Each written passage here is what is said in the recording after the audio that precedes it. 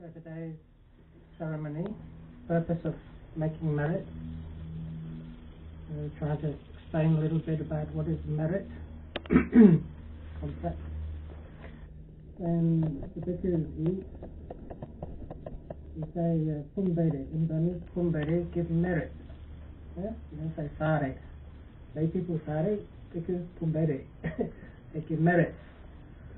So how can we, by eating, give merit to you? If we eat mindfully reflecting on the food, hopefully we will be respectful and inspired. But to make merit depends on you, on your intention. Merit or punya is a synonym for happiness. So everybody in the world, they wish to be happy, isn't it? Nobody wishes to be sad. So everybody wants to know how to make merit. It is not for me to give merit to other people. I could eat your food if you offer, but for you to make merit depends on your volition, your mind, your intention, your mental purity. In the time of the Buddha, one of the young generals was invited to a sangha for the meal, and he prepared 50 bowls of curries, meat curries and honey foods. And that day, all of the monks went for early morning alms, and they ate a lot of porridge for breakfast. So when they went to accept this man's alms at the daytime, they were not very hungry, and they said, "Oh, just give a little bit, just give a little bit." You know? So this young Buddhist, was very full of faith. He made great effort to prepare these curries and spent a lot of his money and time and effort. And he was very disappointed and angry, upset. The monks only eating a little bit. He thought he lost his opportunity to make merit. So he complained, and the Buddha explained to him, from the very moment you invited the Sangha to accept alms, you made a great deal of merit. Yeah? Even the thinking about inviting, even intending to invite. Yeah, I'd like to invite, I haven't got any money, I can't do it yet, but I'd like to invite. Even then you can make merit. Yeah? So the merit depends on your volition, not on how much we eat. If we eat a lot or a little, doesn't really matter. It is your intention. It's very important to understand in Buddhism how to purify your mind when you give dana. Right? You're offering the robes and you're making a wish. By this offering of robes, may we be liberated from samsara very quickly. Or is it next life? In the distant future you want to be free from suffering, or now? Do you want to wait till next life to be happy, or do you want to be happy now, in this life? Yeah? No, you want to be happy now. You don't want to wait till next life, till Messiah Buddha comes. Yeah? You want to get free from suffering now. Now you are suffering. So you want to be free, you want to get merit at the moment. So if you think, oh, I'm making a lot of merit next life, I'm going to be a monk or a nun, and I'm going to meditate and get to Nibbana next life, then you're not practicing in the right way. Trying to accumulate again. Yeah? Giving to accumulate. It's not making merit, is it? It's not relinquishment. Giving up, relinquishing property is in order to give up, not to accumulate. If you're trying to accumulate merits by putting in the bank, depositing in the bank, there's something wrong about your understanding. Yeah? You're thinking, okay, we try to prepare. We don't want to be short-sighted. When we're young, we try to plan for our old age and retirement. But when you're young, also you want to enjoy, isn't it? You don't want to save up all your money so that you can enjoy it when you retire. You want to enjoy while you're young, yeah? So likewise, when we're giving merit, it's very important to think to how to get free from suffering in this life, in this very life. in this very moment, at this very day, how can I get rid of any kind of unhappiness, jealousy, any kind of negative thought? Yeah? So then when you do merit with this intention, then always you get what you deserve. Yeah? If you have a wrong understanding about accumulating, becoming wealthy, millionaire, multi-millionaire, powerful deva in the next life, and difficult to make merit because you're still grasping, yeah? Not relinquishing. So to get happiness, the right understanding is crucial. Yeah? The highest happiness, the Buddha's happiness, one of the questions is, who's the happiest, King Bimbisara or the Buddha? And King Bimbisara, he's so many wives and so much wealth, he can enjoy whatever sensual pleasures he wishes, but the Buddha is much happier because he has this Santi Sukha, right? And with the happiness of non-attachment, the muti, of liberation. It's very different to the happiness of sensual pleasure. Very simple example, you got something very precious to you, and you like it, you enjoy it, you can enjoy it for some time. But if you give it away, I did a very good thing. It was very helpful to somebody else. So every time you think about that good deed, you get the happiness. So the happiness of giving is greater than the happiness of receiving. Yeah? And the happiness of non-attachment is much better than the happiness of attachment. So it's very important to understand what is the real happiness, what is the real punya. So this punya, this happiness, arises as in everything in Buddhism dependent on conditions. Not just by wishing, I wish I was happy.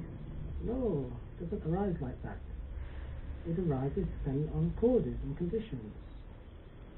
The cause or the condition for liberation and freedom is seeing things as they really are. Yatha bhuta jnana dasana. You see things as they truly are. If you see things as they really are, then you can get free from suffering. Yeah? For example, if your loved ones die, you feel very sad. But if you understand, that is the nature, that is the way things really are, so then you get free from your grief. You understand, that's the way things are. Nothing I can do to change the nature. So as soon as you understand the nature, you get free from your suffering. But if you think, I wish they were still living, I want to talk to them again, I wonder if they're in heaven or where are they?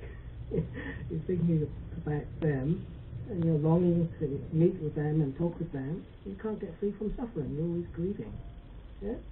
But if you understand this is the way it really is, Yatha bhuta jnana dasana, to see things as they really are, is the cause, and the effect is liberation, freedom from suffering. Yeah? So what is the cause for the arising or seeing things as they really are? You have to have a concentrated mind.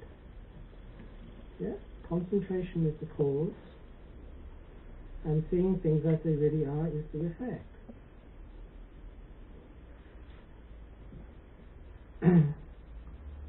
Concentration, again, doesn't just happen. You sit down and try to meditate, try to concentrate your mind on the respiration, or the rising and falling movement of the abdomen, or the Buddha's qualities, and your mind wanders off and goes shopping. The concentration doesn't come magically, does it? Just because, I want to meditate now, I want to concentrate, and you try to control your mind, but it doesn't just happen, does it? You have to try and try and try. So the concentration arises because of a condition. What is the condition for the arising of concentration? Effort. Yeah? You have to make a strenuous effort to overcome the wandering tendency of the mind. To develop concentration, we must try hard. So effort also has a cause. It doesn't arise without any reason. Yeah? Most of us only try when there's a big stick behind us. There's a cause for us to make an effort. So when it comes to the big stick, you get out of bed, and you get up, you make an effort. But effort also has a cause, it has a condition. It doesn't arise automatically. The cause for the arising of effort is faith, or confidence, saddha. A different kind of saddha. Many people here have a great deal of faith in the Buddha. They think the Buddha is enlightened and free from all suffering. But they don't imagine that it's impossible for them themselves to do the same thing. They have confidence in the Buddha, or monks can meditate, or the Buddha can meditate. I can't meditate. But it's for monks to do, not for me. They think that. So they're lacking in saddha. They don't have saddha to try hard in meditation. Yes? So saddha is the confidence that there is a goal to be reached, that it's possible to get free from suffering. Yeah? If you don't believe it's possible, if you don't think you can do it, well, it's possible for other people but not for me, then you won't try. You don't have saddha. So saddha, or confidence, is the cause and effort is the effect. If you don't have confidence, you won't try. Yeah?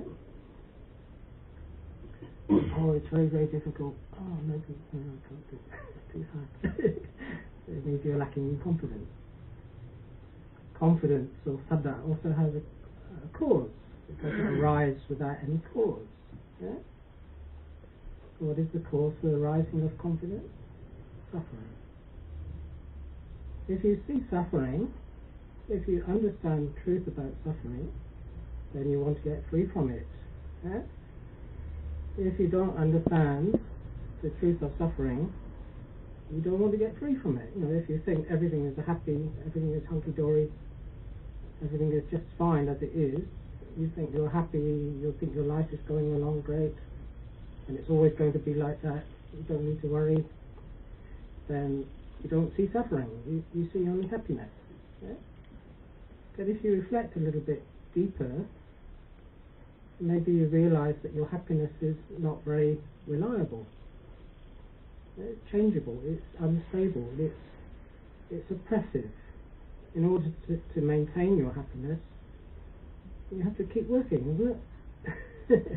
You have to keep protecting your property, you have to protect your loved ones, you have to earn more money, you have to think and plan, and it's very oppressive, isn't it? So isn't this a happiness that you enjoy and you think is good happiness, a very standing happiness or whatever? It is suffering, even though it's a happiness. Buddha said that even the happiness is suffering. Not in the sense that it's miserable, no. Of course it's a happiness. You enjoy the company of your loved ones, you enjoy music, you enjoy going to films or whatever, you enjoy it. It's a happiness, but it's still suffering in the sense that it's oppressive. Because you have to keep on trying to maintain and develop and protect this kind of happiness. So it's very important to study Dhamma, to read Dhamma books, to listen to Dhamma discussions and sermons in order to understand the truth of suffering. The Buddha said in the Dhamma Chakra Sutta, the first discourse, the suffering has to be understood. Right?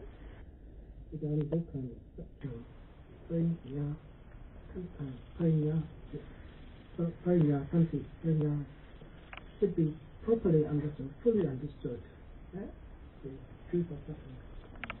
When you fully understand, then definitely you will have faith in the Buddha's teaching, and to try and to strive to develop your effort to get free from it. Nobody wants to get free from happiness. Yeah?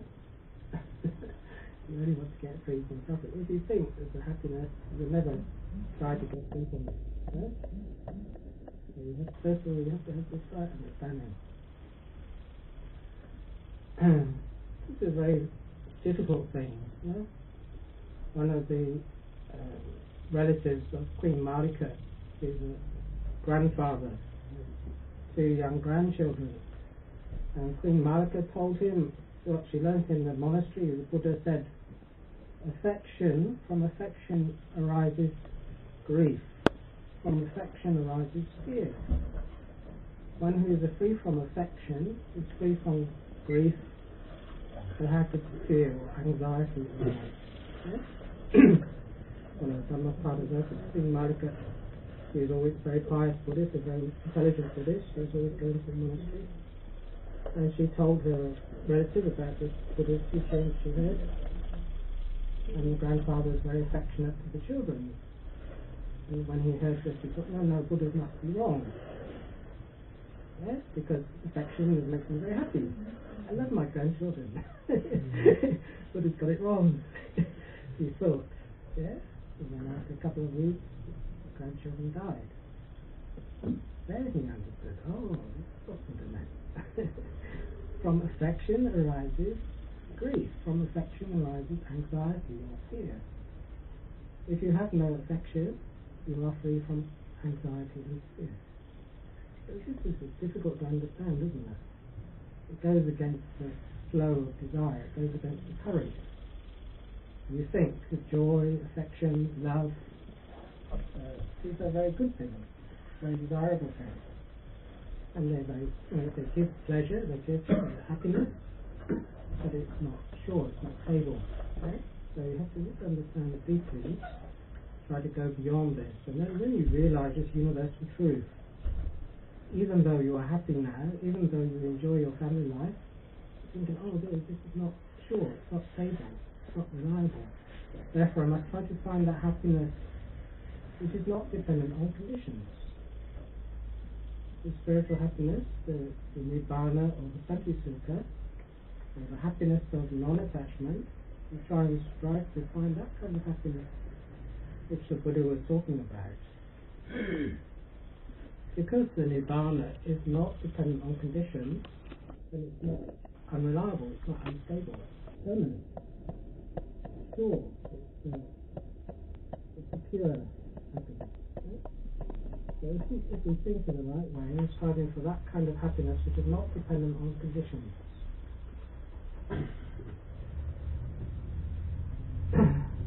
So how can we arouse? Because the Nibbana is not dependent on conditions, we can't make it right. Andy was saying the Buddha has gone to Nibbana. Where's the Buddha? Where's the Buddha there? Is he in Nibbana? Where is Nibbana? Everybody know where Nibbana is? Where is the Buddha? It's very difficult to define, isn't it? The unconditioned, the uncreated, the unformed. It's very hard to comprehend. Because we're always thinking about places and people, which are impermanent things. We take them as being permanent, as being really existing. Where's the Buddha? Even the Buddha didn't say, when people ask him where does the Tathagata go after death, but it doesn't apply. The question doesn't apply. Where is the Tathagata when he's still living? It doesn't apply. It's based on a false premise of existence, and it's permanent. And actually there's nothing there which is permanent. The Buddha, the Tathagata is not permanent. In Mahayana Buddhism they have all these bodhisattvas up in heaven and various Buddhas in the pure lands, in the heavenly realms. It's like God, I guess. Hardly distinguishable from the Hindu concept of Brahma or the Christian concept of God. The Buddha is up there in heaven, and when you die, if you're a good Buddhist, you go to heaven and you meet the Buddha and all the bodhisattvas up in heaven in the pure land. Oh, this is not what it teaches. Buddha, the Tathagata, has passed away, completely extinguished, all becoming, all existence. It's put an end to. So we can only know about where the Buddha is from his teaching. The Buddha lived, he taught Dhamma, and he left this inheritance for us. This is Dhamma, Buddha Sasana, and this is his legacy that he left for us. and we try and understand what the Buddha taught. If we understand the Dhamma, one who sees the Dhamma sees the Buddha. One who does not see the Dhamma does not see the Buddha. Right? Even the Buddha is living right in front of our eyes. If we don't see the Dhamma, we don't see the Buddha. Yeah? So if the Buddha had passed away, utterly finished his round of existence, definitely we can't see the Buddha at all, can we? Yeah? But we can see the Dhamma. Yeah? If we understand our mind, cause and effect, then we can understand Dhamma, we can see Dhamma, we can understand Dhamma, and we can see the Buddha, what the Buddha was saying, we can understand it. So this right understanding of truth or suffering is very crucial to have the faith, confidence in our own ability. We don't have to pray to Buddha for freedom from suffering. We have to depend on our own effort, our own wisdom, our own understanding. The Buddha has pointed out the path. You say, okay, you go there. The vine is over that way. You have to follow where he's pointing. You don't have to just listen, you have to follow and practice. Yeah? So because of this sabda, if you have the right sabda, right confidence, right understanding, then you'll strive, you'll make an effort to understand deeper. Yeah? And when you make an effort to practice, what do you practice? Satipatthana, 4 foundations of mindfulness. So effort is cause, and gradually you become mindful. You get rid of that wandering mind, wandering thoughts, and you learn to concentrate your mind in the present moment. And when you concentrate your mind in the present moment, every moment, not missing any thought, any stray thought or feeling or visible object you see, when you see something, you know you see it. When you hear, you know that you hear it. When you think some thought, you know you think it. When you feel sleepy, even when you feel sleepy, you know, I'm feeling sleepy. Anyway, gradually you develop this mindfulness, sati. So because of the effort, gradually the mindfulness becomes well established. And when the mindfulness is well established, when the mind no longer wanders, looking here and there, thinking past and future, then you have concentration, isn't it? So when you have concentration, you can see the mind and matter as it really is.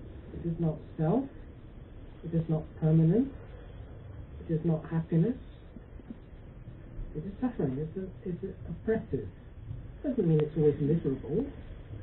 Yeah, if you feel like you get very good concentration, your mind is full of good thoughts and wholesome thoughts and piti, joy, concentration, you feel very good. Meditation is very good.